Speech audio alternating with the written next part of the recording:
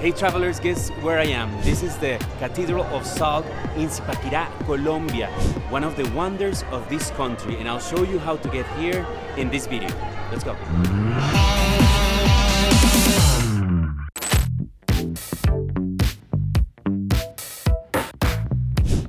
Good morning guys from Bogota.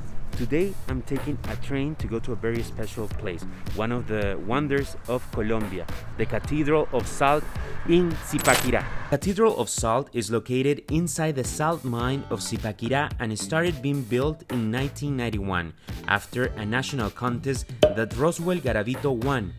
Its construction is considered to be one of the most outstanding man-made structures in Colombia, and that is why it won the recognition as the #1 wonder in the country. A place Colombians are very proud of because of its architecture and the legacy the Muiscas left before the arrival of the Spaniards. You can get here in many ways, like tour buses, your own vehicle, or by taking the train of the Saban that is becoming really popular. La Catedral de Sal definitivamente es un patrimonio histórico y cultural que todos los colombianos deberían conocer y visitar. Uno se transporta como a ciertas épocas donde el único medio de transporte era el tren, sobre todo que es un tren pues muy auténtico, muy original, que conserva mucho las características de los trenes antiguos. I just got my ticket and the price for nationals, Colombian nationals, is 37,500 pesos and the price for foreigners is 60,500 pesos. Before they used to make a stop to have lunch, but not anymore because of the pandemic, but it still should be very interesting. The train has arrived and we're in the letter I and it goes from A. It's very long, it has a lot of wagons.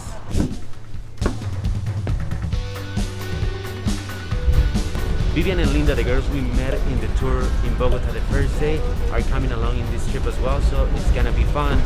It takes around an hour and a half to get there from the Usaquén station, from where it departs at 9:15.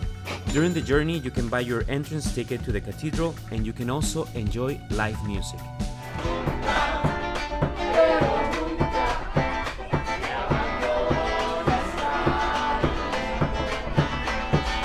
Once we arrived, we were gonna walk for about 30 minutes to get to the cathedral, but it was raining, so we decided to ride the bus that takes you for 4,000 pesos.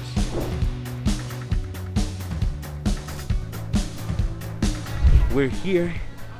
We are about to go in. It's a good thing that I bought the ticket to go in the train because there's a big line to buy the ticket, so that was good. I've been here before, so this should be nice. Included in the price, you have the option to get an audio guide. They have it available in different languages, or you can go with the guide, which we chose, but only Spanish was available. Vamos a descender 1 kilómetro total.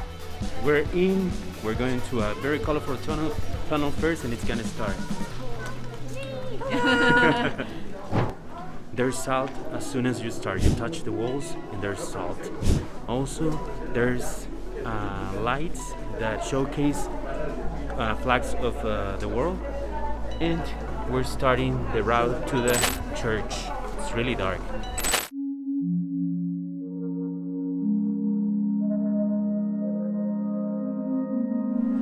The pathway that takes you to the main church, where you see the stations of the cross, are pretty similar because they all have a cross.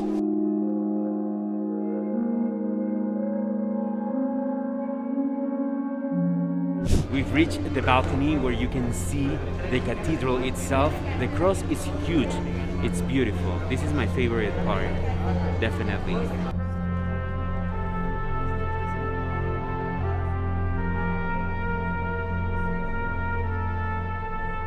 There was mass happening right now, so we were able to witness that. Very interesting. And we finally reached the main part of the cathedral with the impressive 16-meter cross. Right as we got to the central part of the church, or the cathedral, there was a show of lights. It was very interesting to see, with music.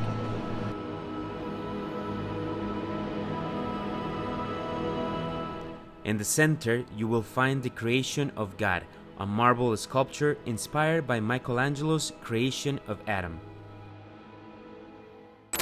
Right as you leave the church, you get into a kind of shopping center where you find many stores to buy souvenirs and to do experiences, but there wasn't much time available. The adventure is over. Now I'm heading back out, and seems like we're gonna be taken with a car on a rail. The girls stay to get massages. I'm too hungry, so I'm gonna go grab some food. The wait to get out was really long, and the line was getting longer and longer. Keep in mind that if the cathedral is full of people, there's a lot of people like right now, the train that takes you to the exit is gonna take a while. I waited for like 40 minutes. Now I'm worried that the girls might not make it. I send them a text, but there's no signal. Hopefully the next trains, the next trolleys, whatever, will be faster. I'm walking around the city and it's really nice. It has very nice structures, very nice buildings. I wish I had more time. The train is leaving soon, and it leaves at 3:15. It's 2:40. I'm gonna grab something to eat real quick.